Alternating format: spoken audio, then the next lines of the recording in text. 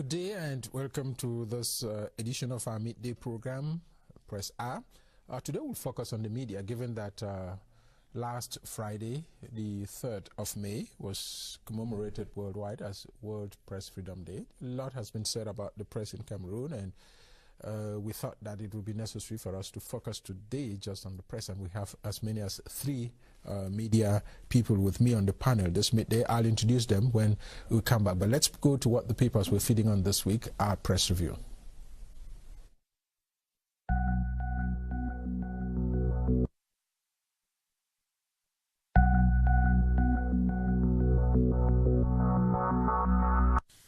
The agenda setters set the agenda for the papers this week as the World Press Freedom Day, celebrated yearly on May 3, was highlighted in various publications. The Post, in its Monday edition, for example, announced World Press Freedom Day between the lines of preparative activities the UB Department of JMC was organizing to mark the event, thus setting the pace for others, as the Guardian Post in its Wednesday edition examined the role journalists play in society, as well as the impact it has on the audience, especially at a time they say fake news and disinformation flood the media, not leaving out the hate content promoted by some media recently. While the Post in another publication went deeper into analyzing the key words press and freedom, questioning on one hand if press freedom in Cameroon is a myth or reality in the article The Watchdog in Chains, and on the other hand, cautioning that press freedom does not mean multiplicity of media outlets. The same paper brings to the limelight what it termed a parody of an ailing press and an overbearing government. In all the fuss this week on how free the press in Cameroon is, Cameroon Tribune rather seized the occasion to question the ethics of the profession, where some journalists set aside objectivity and fairness to gain bigger pockets. The question, is there press freedom in Cameroon, on the papers this week has left some readers in a dilemma, as even those whose opinions were sampled by some publishers could neither answer a straight yes or no.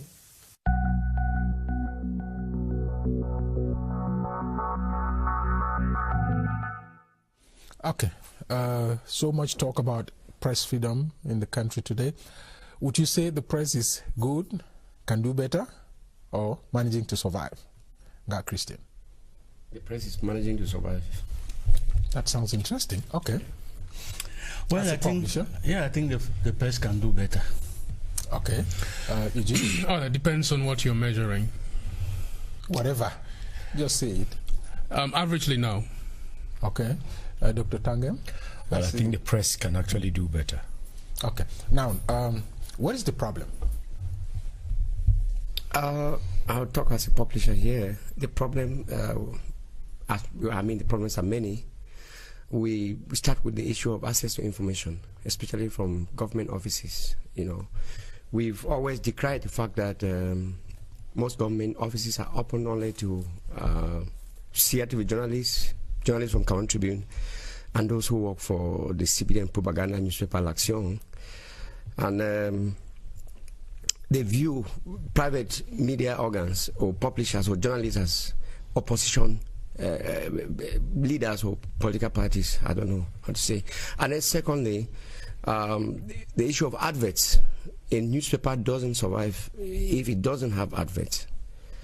And there is an unwritten rule in this country where you must give adverts only to the public media at the detriment of I see some of your papers sometimes they carry. I'm going to come to that, Joe. You have the adverts sometimes. Government can decide to give you 2 or 3 pages of adverts, but it may take 3 to 4 years for you to be paid. So basically those are some of the problems that we face. Can do better. Where are the problems? Yes, I think the problems lies generally with the environment, because every country gets the press, the type of press that it deserves. I begin with the entry into the press profession. It is so open that you have a lot of those who don't merit to be there. We call them quacks or charlatans, you may call, and they do whatever they like. You know, they are under the beck and call of politicians, and so they run newspapers more as weapons rather than news to inform the public. So generally, I would say that the problem lies with the problems that befalls Cameroon. Okay. Eugene? I think the most important problem, in my view, is that of the economics of the press. And that touches on the point that Ngalame has just made. I disagree that the fact that it's easy to become a journalist is a problem. The problem is that the press corps in Cameroon is very corrupt. The reason you have so many people getting into journalism, it's because they know they can make easy money. They can harass people and get away with it. If you got the economics of the press right, so that a newspaper like the Guardian Post only hires journalists who are qualified, you wouldn't have, no matter, even if you brought down the requirement for being a journalist to the first school, only the best people with the first school will be recruited into the corps. The problem is that problem of corruption, easy money. The government is helping it, politicians are helping it, they're splashing money all over the place to journalists. And so anybody who knows that you can spend a day at the Hilton, at the end of the week you go home with 100,000 francs, that's an easy invitation. That's the problem. Okay. Yeah, I think I have quite a different reading, and I want to cue from what the publisher of the Guardian Post just said. I think what you get is equal to what you give out. Why are people not trusting you enough to give you adverts? Why are the informants not ready to collaborate with you? Is it because you twist in some issues? You see, it's always very easy. I don't know why, but you are reading propagandistic journalists or newspapers have easy access. What do they need? What do you need to do differently in order to exude the kind of confidence that would now enable those who are supposed to give you information to do so? You see, I've read quite some troublesome, some quite worrying, some headlines in newspapers, and if I were in position to give out information, you know, to journalists, many a time some people will come to the university, they want to interview me. I neither have money to pay, neither do I have money or maybe a company to advertise, but I choose who to talk to because I need to be sure the quality of information. Sometimes I read some very lousy newspaper titles, and when you get into the nitty-gritty of it, there's nothing to write home. So what is it that you need to do differently in order to command and, you know, radiate the kind of thing people need to do to give you information? So it's a give and take. Okay. No, you want to respond to him? Yes, but I want maybe you ask a question. Yes. The point here is that the cry you're making is year in, year out. And why are things not changing? You know, I made it very clear, you know, when I started talking. We live in a country where it has been made to understand that the private media is considered as an opposition party. And so the government thinks that when you give adverts to a private media, you are empowering your enemy. That is the problem we face. Okay. Basically. Is it not because of the fact that you are seen sometimes as instruments in the hands of the opposition? Well, if you say so, then I think it's a question. It's an observation. Yeah, but I think it's a wrong observation because it's not every newspaper that sings for the opposition or against sings opposition. For the government or for the government. But I think Prof says something which I think is very important. Sometimes government should at least look at the editorial policy of the news organs. You cannot generalize. You say, okay, we are not giving adverts. The editorial policy is reflected in the content of what That's what I mean. We see. What I mean is that government should, the cry has always been that government should actually advertise in the news organs that, you know, are neutral in the coverage of activities in this country. I want to give an example. You take the Ministry of Public Contracts, for instance. that means to set aside 1.5 billion for the publishing of tender announcements. We have cried out that government should separate that amount into two. You know, give 750 million to the private newspapers, and then you give the rest to Cameroon Tribune. But year in, year out, that cry seems to be falling on deaf ears. The former Minister of Public Contracts made an attempt to listen to us, but somebody, a top government official, wrote to the presidency to say that he was trying to finance a private newspaper that would be dangerous to the government. And that is the kind of reasoning that our officials have. And that is where there's a problem in the private media in this country. Okay. You're itching to say. Yes, I think that there are enterprises in Cameroon that I know, they have their marketing strategy and they do their specific studies in the field and they place their adverts based on the results they get from their questionnaires and things like that. That is how it works in a normal situation. But as we highlighted, the whole thing is marred into corruption. People place adverts because they want an interest. People place adverts and they bid for something in return. So you don't know which is their measuring instrument in placing adverts. So sometimes the whole situation is so complex. No, it's not a question of why would you want the government or the state to give you money and use that money in hitting back at the government? Well, a newspaper is there to, or any media organ is there to inform and to tell the truth. That is the basic norm. The government will not do something that is bad and you come out to say that it's not bad. Then you are not doing journalism. You are not informing the public. Okay, Eugene, you're itchy to say something. Yes. Yeah. I think the problem is that we have a problem with media literacy in the country. Neither the media, in my view, nor the government really truly understand and appreciate the role that the media should be playing, especially if we claim that we are a democracy. And accepting the fact that you do not always have to like what the media says. You do not have to always be portrayed positively in the media, but that even when the media reporting is negative, it still contributes in the building of society and in the building of the democratic process. When we get to that point, those in charge of placing advertising, and it's true, I've been part of an assessment of the media landscape in Cameroon, where one of the main things that came out was that the government uses its control of advertising to influence media content, give advertising to those media organs that are friendly, and deny advertising from those that are considered critical. But once you understand the role that the media plays in society, those kinds of criteria simply fall on the way. Okay, and you just mentioned of an important issue there, the role of the media, and this year the theme has had to do with media and democracy. And would you say that the media in Cameroon has been contributing to our democracy, or that it's been killing our democratic process? The relationship between media and democracy is like a feedback loop. A democratic society is built by a strong media, but a strong media can only thrive in a democratic society. And so it becomes very difficult in our context, where in the democratic arm of this relationship, it's struggling, and the media itself is struggling, because one or the other needed to help build the other.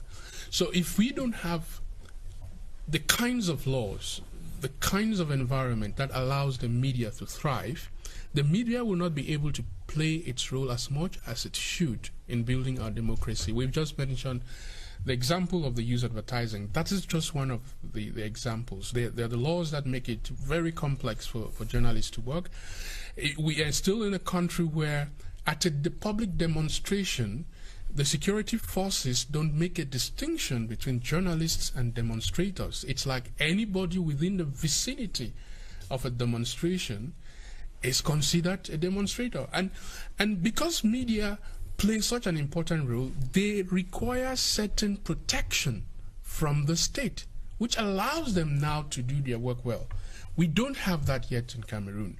And so it's very impossible to really judge how much the Cameroonian media has contributed to the democratic process and how much the democratic process has contributed to the development of the media and reach a positive conclusion.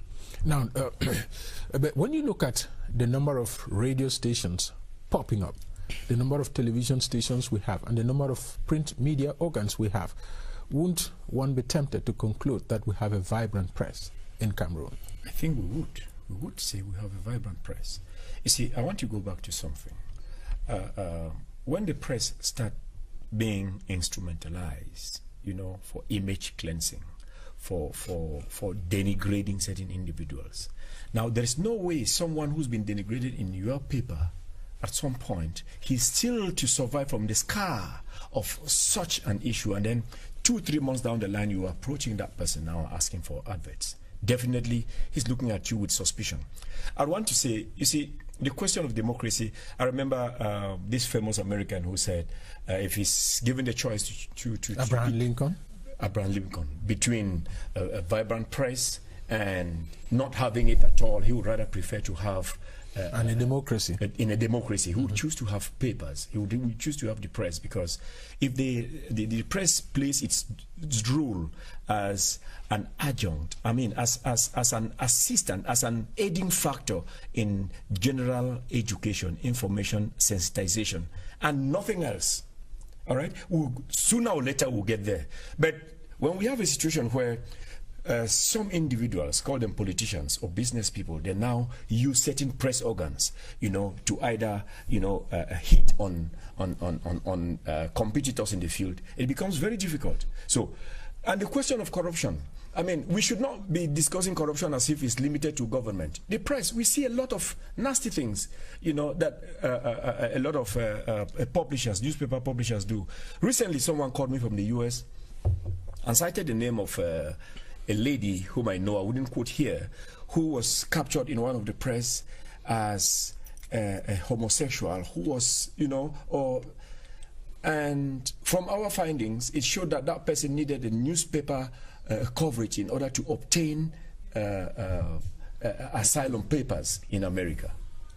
All right? Such situations, you taint the image of the press, because we know that kind of person is not who you present that person to be.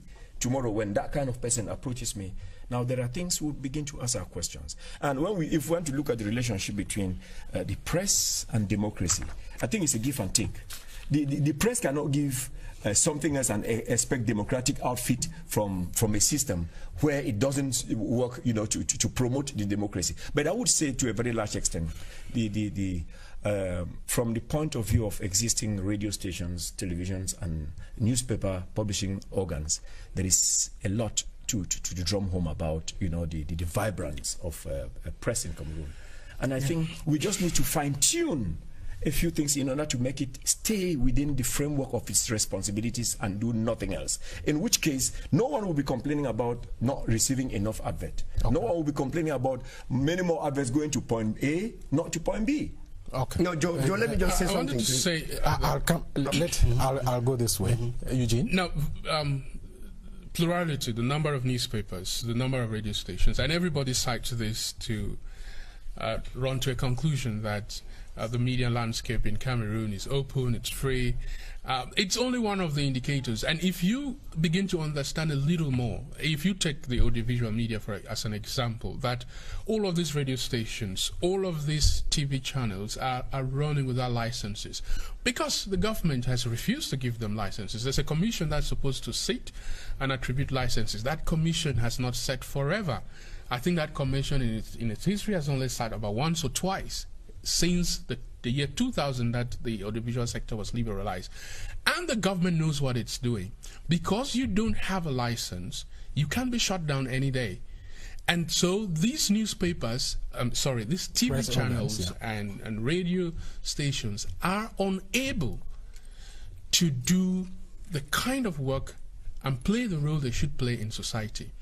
That is one element of a free press. One element of free press is that security of existence. The press in Cameroon, particularly the audiovisual, doesn't have security of existence. The second thing, and still reacting to what he points at, I still don't think that we should use the fact that it's easy to set up and easy to run as that is the ideal all over the world. Newspapers and radio channels are the easiest things to set up. They're usually zero requirements in most parts of the world, apart from now the investment that is needed to keep these things operating. And those investments are not dictated by law, which is the direction in which we are going. You cannot tell a businessman who wants to open a shop that you must have 10 million francs before you open a shop. In Cameroon, we're down a path where we're going to get to a point where they're going to say, before you set up a newspaper, you have to show a business plan with a certain amount of money so that we are sure. That is restrictive. A good example in a democratic society, what African country? There's a country, I just forgot. There's an African country that is holding an election now as we speak. And there are only 2 political parties. And remember, it's parliamentary elections. Do you know why? Because the government said to put in candidates, you have to pay a certain sum of money. And that amount is so large that most political parties cannot afford. Financial restrictions are being used to close the democratic space.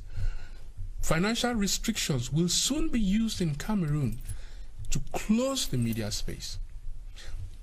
Okay.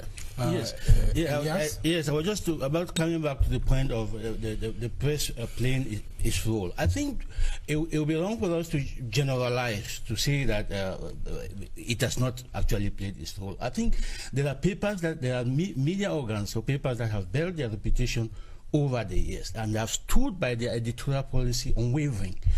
And these ones have played their role as I think as it should by my judgment. Unfortunately, there are those I would call bread and butter media organs. They are the majority, though.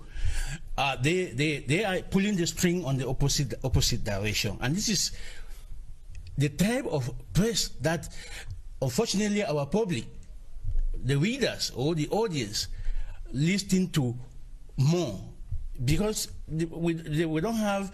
They don't have that reading culture. They go just by the headlines and they spread the news as they want to. And this is giving that type of generalized impression that the press has not been playing its role. Okay. Joe, you made a point, which Prof brought that point, that the fact that we have more than 600 media organs or so in Cameroon means that the press is doing well in Cameroon. I was asking whether it's not. It is not. It is not, because you look at, I take the print media organs, for instance. How many of them have offices? That is to tell you that as a media organ, you should be able to be located. But we have most of them. You can call them.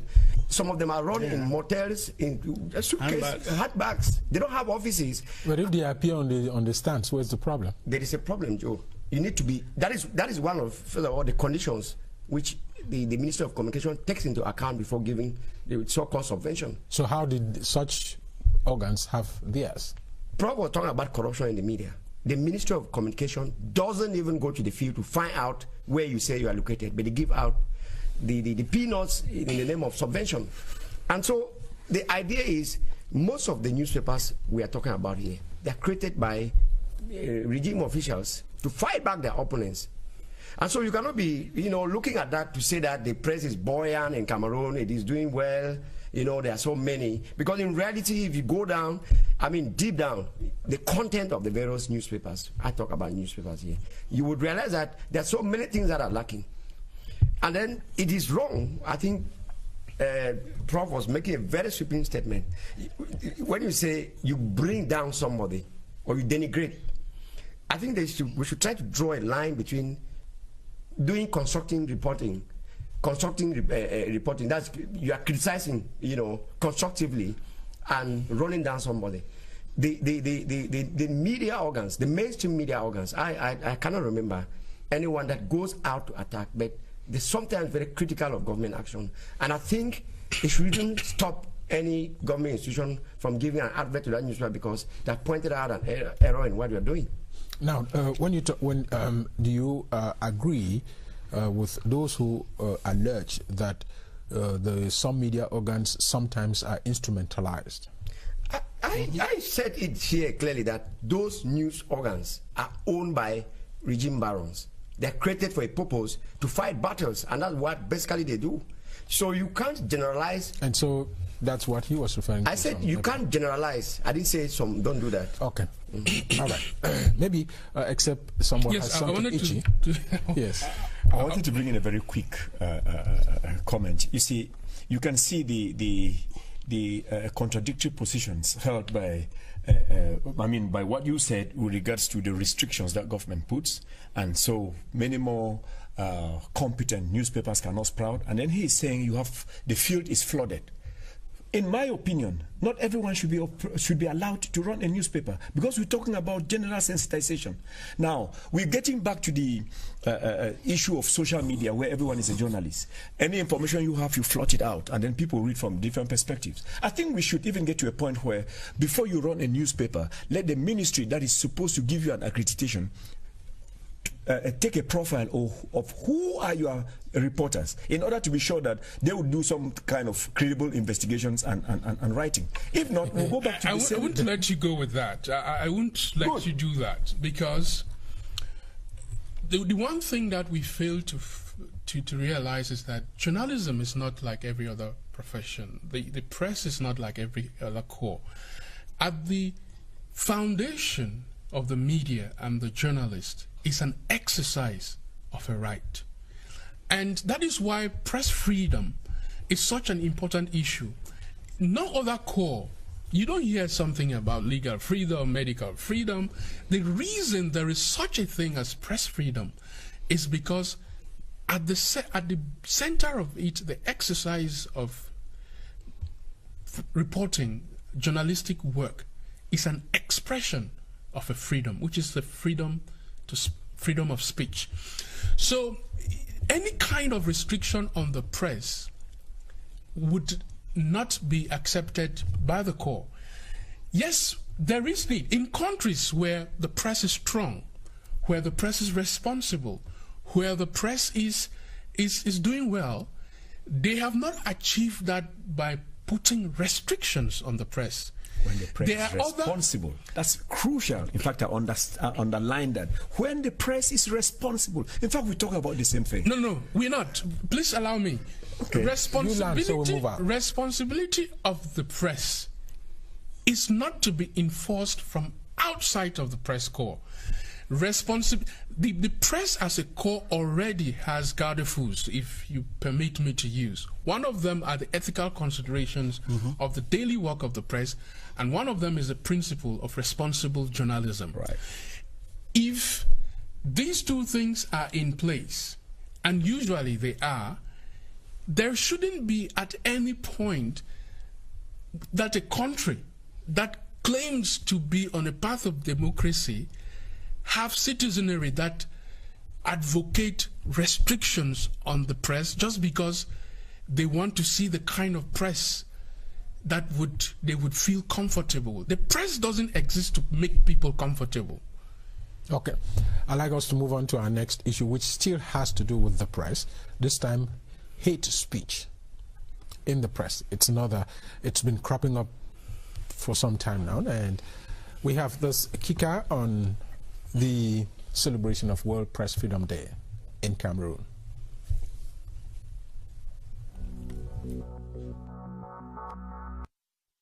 Media for democracy, journalism and elections at a time characterized by disinformation was the purpose of this colloquium. It was organized by UNESCO Multi-Sectorial Regional Office for Central Africa in collaboration with the National Advanced School of Mass Communication. Presiding over the 26th edition of World Press Freedom Day, UNESCO's representative Salah Khaled urged students of mass communication to develop the good practices of journalism for an emerging economy. Work very closely with with a stick on developing new curricula that will take all of this into consideration and increase the professionalism, the professional level of the studies and the professional training of all the media professionals. It was a platform to exchange on current issues, threats,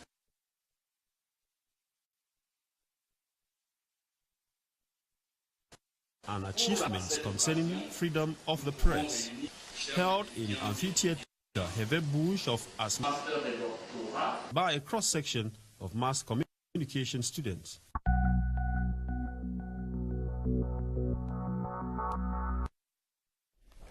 Okay.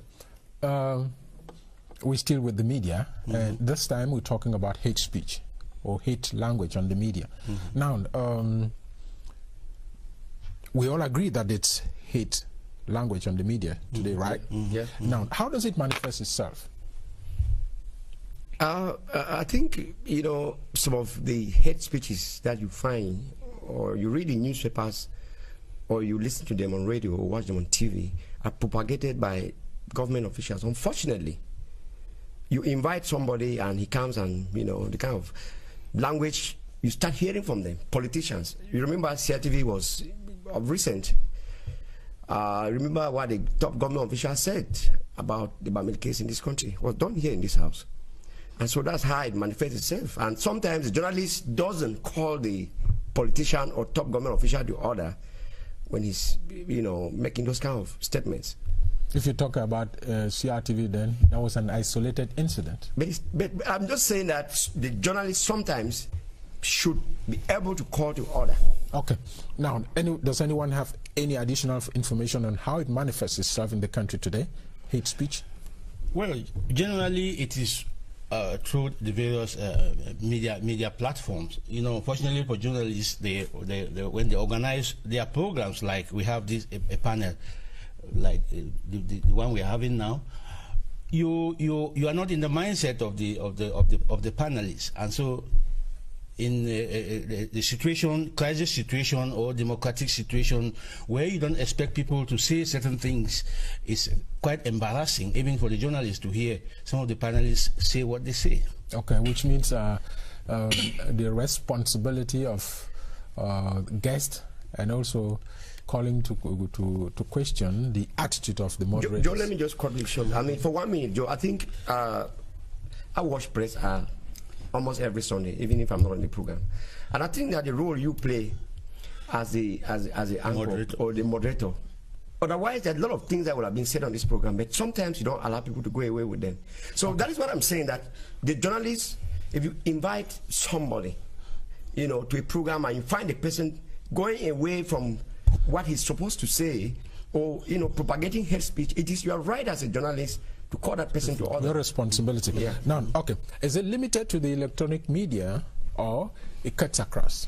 No, I think the hate speech is something that cuts across. The media has only become a vehicle through which people have been able to express what, in my view, has been a tendency in this country for a very long time. Anglophones have been called names that literally mean that they are second to nothing. The Burmese too have been victims. The Northeast have been victims of all kinds of names which were not given to them as a way of identity, but as a way of coding them in a certain way, so denigration, if you they want. can be treated kind of denigration. And so more recently it's become more sensitive because of the political and social climate of the country, and the increasing realization that if we continue down that path, already simmering problems could get out of hand if people get treated not only on the media but in society generally negatively because of who they are, not because of what they have done as an individual, but who they are as a people. Okay. Have you seen the same thing? Yes, and I want to add that, you see, you asked about how it is made manifest in a society, in the Cameroon. You would agree with me, hate speech precedes the treatment that is given to that person who is either stereotyped or described in certain terms. And the intention, whether written or oral, is to denigrate, to represent somebody in a prejudiced form in order to perhaps justify certain actions against that person. And you realize in our present dispensation, like Christian said, it's been here for a long time. I remember a long time ago, someone said, les ennemis dans la maison. That was in the 90s. And it's been a crescendo, it's been moving on, it's been going on, and now we have it in plain, like he said, and I agree completely, it's a reserve of some top government officials who think that, you know, and unfortunately you have people who think they are more Cameroonians than others, and so they think this nation is more theirs. All right, you refer, when you, something you'd hear like, ah man, c'est an Anglo, you know, which means if it's an Anglophone, then you don't expect anything better from. Those are things that constitute a wedge through the national integration, national unity. All of the effort, you know, about national integration will remain a dream as long as there is no measure taken to deter people from using hate speech. All right? And there are situations where, you know, you would agree with me, the moment that person who is in position of power uses that kind of language to describe, maybe with regards to a subordinate, now you put yourself, there is the concept of orderness, all right, or tonton and allogène. Now, and within us, we still have a situation where you have now the CAMEROON, you have the graphies, and so on and so forth, and those things unimaginably damage the unity. You know, the concept. If we are supposed to be working towards a congruence, unfortunately, we are one of the few countries in the world that doesn't have a national pledge. If we had a national pledge, let's take the case of the motto of Cameroon, peace, work, fatherland. Everyone subscribes to that motto, irrespective of your height, your size, your color, where you come from. Now, if we were to work towards meaningful integration, because I insist on using the word integration because I've heard many people say, oh, no, integration, you don't integrate people. That's an error, because it's a political concept that works in a situation where people in a nation where you have people from different ethnic groups, and then they're striving not to be the same, but to explore the magic of difference in order to build. It's supposed to be actually an asset, all right? Not the otherwise. It's not supposed to be rather a liability. Okay, can you learn? So what I'm saying is, you see, hate speech is something, if I don't know what it takes and who has the responsibility of putting in place mechanisms, you know, to the National Communication Council has stepped in several times, but we'll come to that shortly. But the point is it many of you talked about it coming from people of high standing. Is it a one-way, or you can still have that within the neighborhoods, or it's only when it comes from somebody in authority? No, I think it has a bigger impact. No, it's scandalous. It's scandalous when it comes from high quarters, right? Because you expect that they should know better. The other problem is that hate is one of the things that is not yet. There's been no legislature around hate in Cameroon. Many countries that have experienced, and it's new to us as a concept in that we're beginning to see that just as racism in countries where racism was really, really a big issue and they had to legislate around racism and ban and actually make laws that say there are certain things you can't do, we need to begin to get to that point where we also legislate around hate and the use of hate speech and ethnicism and whatever is unique to us as a people, because at the root of hate speech, at least the way it manifests itself in Cameroon and other Africans, there is ethnicism. Countries like Kenya have gone ahead to actually legislate about history. There are certain things you can't say on television. It's a crime to say those things. Right now in Cameroon, it's not. We can only have this moral argument. We can only get angry over it. But as it is, nobody is breaking the law. Okay. Joe, I wanted to add just to what Eugene is saying. You know, sometimes we've had so many of these kind of hate speeches coming from top government officials. And, you know, you would agree with me that the silence of the powers that be seems to give them, you know, motivate them. Because except that I don't think there's ever been any action. Government sometimes doesn't even officially react when it Who's government? Well, we have the decision. If it comes from top government officials, and say, no, but at least there is somebody at the top, Joe. If we have a situation where a minister, for instance, is sent packing from government because he's guilty of hate speech, that will drive a lesson across. Okay. Now, generally, people say that those who use hate speech have a message to drive across or an interest. They have, and they use the media to promote such tone or such language. Don't you see that what we were talking earlier on about the instrumentalization of the press? That is a fact, Joe. Prof was saying something, and I just wanted to add to what he said. You know, when you see somebody who decides to use that kind of language against a particular group of people, he's not only doing it, I mean, he's doing more to weaken them, to silence them, you know, so that they don't talk again. Because when you start giving people names, you know, sometimes people hate to be insulted. And then when you use it, you can call it blackmail, you can call it a weapon to weaken a people who you find as a threat to your survival. And so I think, like I said, government should, or the powers that be, those who really can take the decision, at least they set an example on one individual so that we can check. Now, do you have hate speech, or would you qualify an utterance, a hate speech, only if it has to do with a group of people, or even when you insult an individual, is hate speech?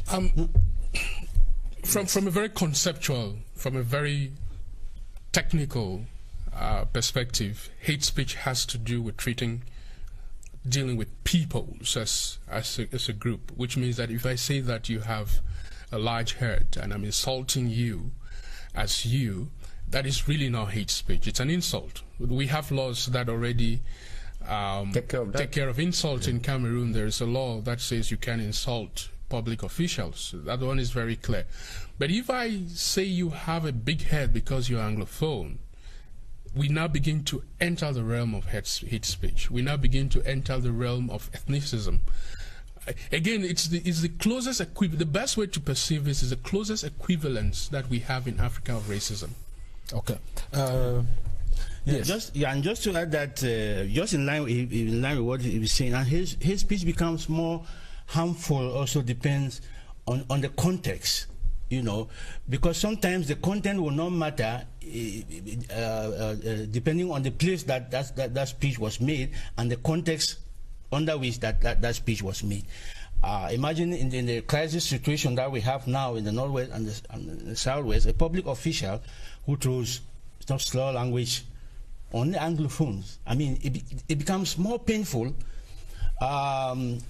in that context than if that speech was made in a different context. Okay. Now, what has been, yes. I wanted to come back to something. You see, there is a very thin line that differentiates hate speech from personal insults. There is a perspective from which someone can insult you on a person and you let that go away. But if they insult you and then they associate that with your background, with your identity, becomes something else. I followed a few issues on the media on some of these televisions, especially with the child whose throat was slit in one of the schools here in this country. And the argument was that what this person, the one whose throat was slit, what he said to the attacker was something he wouldn't take. Now, that's exactly the melting pot. That's where you begin to see how, you know, Chinua Achebe says the easier way to jumpstart a civil war is to insult somebody's background. The moment you insult an individual, he could let that go. But when you categorize, stigmatize a people, it becomes too difficult to take.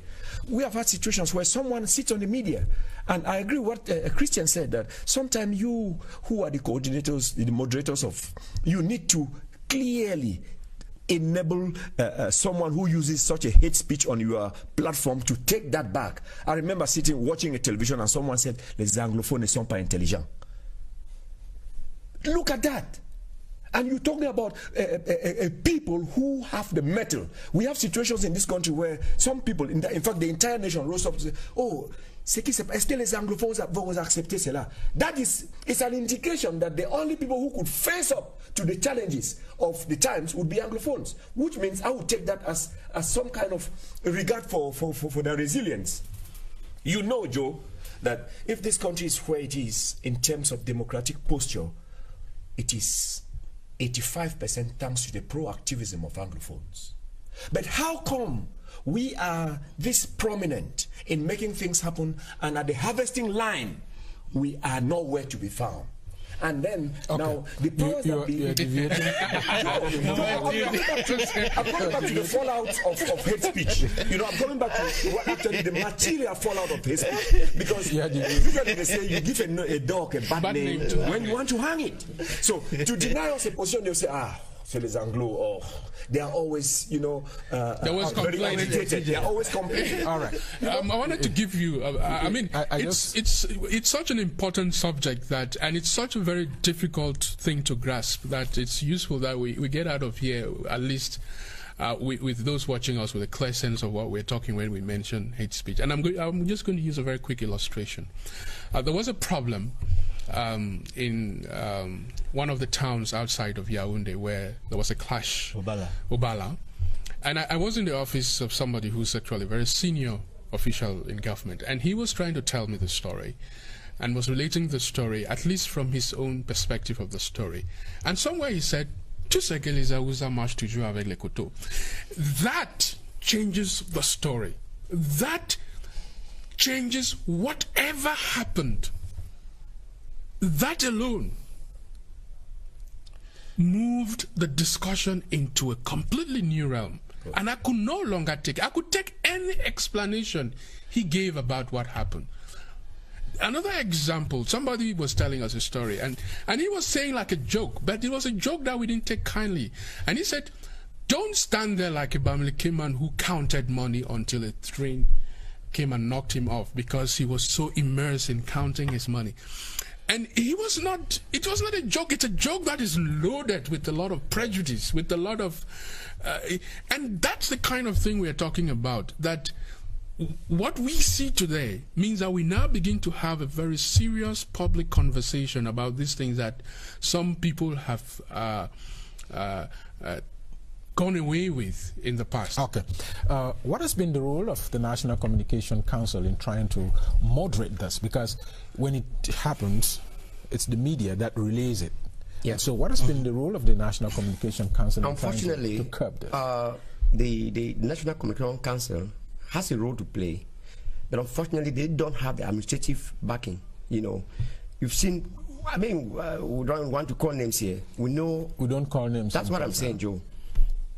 TV and radio,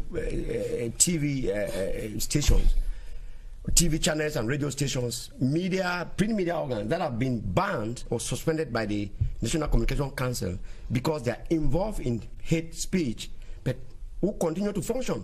And they receive top government officials on their platforms to continue to promote hate speech. And so the National Communication Council at this point is very, very powerless, Joe. When you have a government minister, you know that this TV channel has been suspended because they are accused of promoting hate speech, and you are invited to a program there, you go sit there. It means that you don't even recognize the importance of the NCC. Okay. Yes, Joe, you know that you know the role is not only the National Communication Council that has this role to fight against.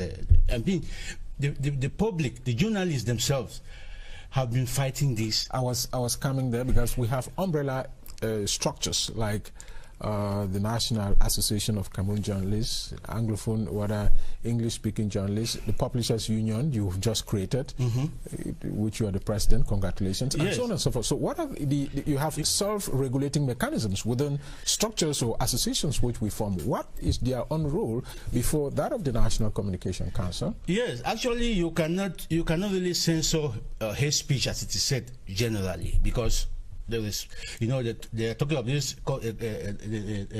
complex nexus between freedom of speech and hate speech. You can't censor hate speech. But the way, a good way to fight hate speech is to change the narrative, more speeches against that hate speech. Because and journalists have been coming on board.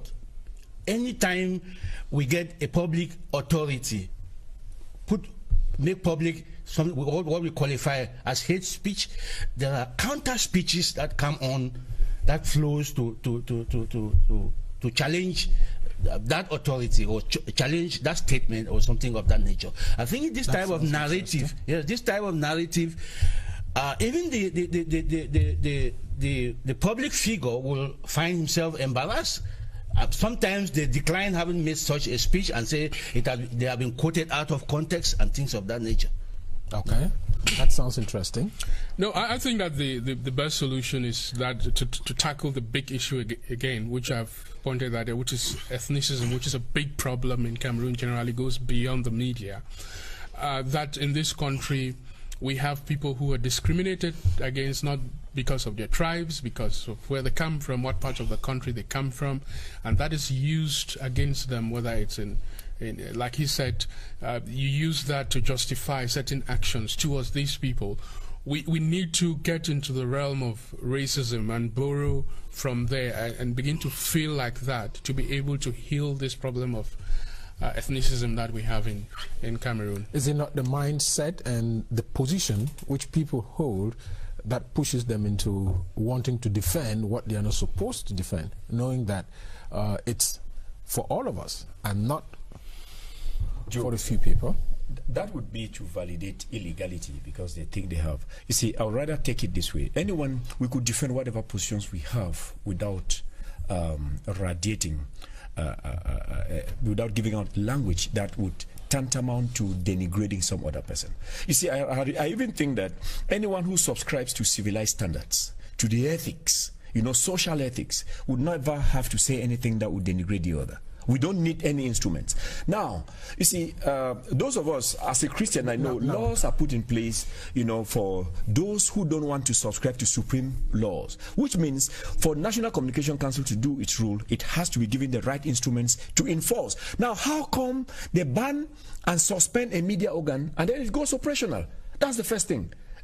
That means perhaps that structure is not given enough instruments, to apply it with which to function, and so it becomes a barking dog. It's like muffling a guard dog that cannot say. And I was embarrassed when I read in the press that at some point even the boss of National Communication, Council happened to have been taken to court, for playing his role. In such a case, the state should come out and say, listen, it's not about this person, it's about the institution. You see, I may not like any minister, but I present, in fact, if you're talking about what people do, especially with the case of a National Communication Council, he's doing the rule, he's performing his role as the person who has the responsibility to enforce the regulations put in place. But when we see, and you understand who violates it and who gets away with it, it's a selection. You will see exactly who are those. So it still goes around. And then the same people who have been, quoted here and there for hate speech, they still go on the media and nothing is happening. That means we need more in place. We need to put in place punitive measures. I don't know, my brother said... He just talked about legislation. He says there's no way we can edit that. There should be a way. If we all subscribe to civilized standards, like I said, anybody who says it, and I think every media like this, there should be someone somewhere, taking note of what's going on. And at the end of this, if someone is caught up for what they did, that is a deterrent. The next time you will not want to do it again. And that's why he said sometimes the media fires back at such hate speech, and we hope that the responsibility cannot lie with the media firing back. Civilized attitude and legislation which he brought in will be able to help us build a more harmonious society than what we have today. With that, we conclude this edition of the program. Unfortunately, Teke didn't come up today with the reactions, live reactions. We'll be having him next week. Until when we meet again, we'll invite you to stay tuned to programs on CRTV and stay with us if you can. Good day.